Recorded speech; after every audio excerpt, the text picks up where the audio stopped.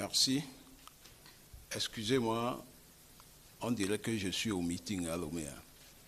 Donc, en vous voyant comme ça là, on dirait que je suis en face de tout le Togo. Voilà, je vous remercie.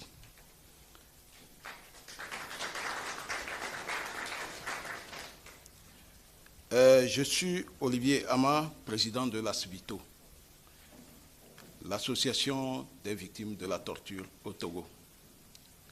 Je pense que ça, c'est une première et que tout le monde sait que dans notre pays, les violations des droits de l'homme, c'est le quotidien que nous vivons. Voilà.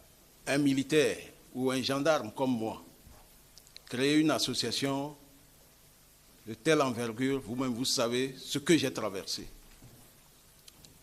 Ça veut dire que pour que cette association voie le jour, ça a été très difficile. Mais comme nous croyons en Dieu, il nous a permis de la sortir.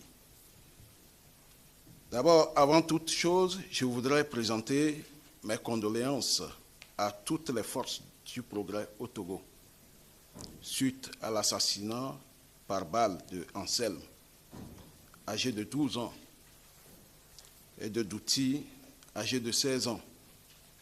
Voilà deux élèves victimes de la cruauté du régime de Faure Gnassingbé. C'est choquant. Voir des enfants mourir, c'est choquant. Mesdames et messieurs de la diaspora togolaise en France, je voudrais vous remercier pour votre accueil. Synergie Togo, merci. Parce que c'est grâce à vous que je suis ici aujourd'hui. Vous savez, les droits de l'homme au Togo demeurent une catastrophe. Parce que le régime actuel n'a pas encore mis l'homme au centre de ses préoccupations. Avant 2005, les violations des droits de l'homme se sont caractérisées par des arrestations et des embastiments arbitraires, pratiquement dans tous les pays.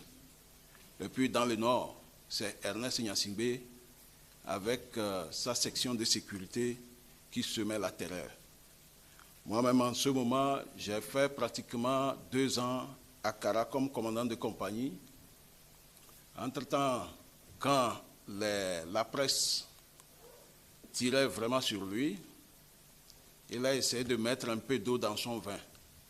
Au lieu d'envoyer les commandos enlever les gens, il mettait maintenant la gendarmerie au devant.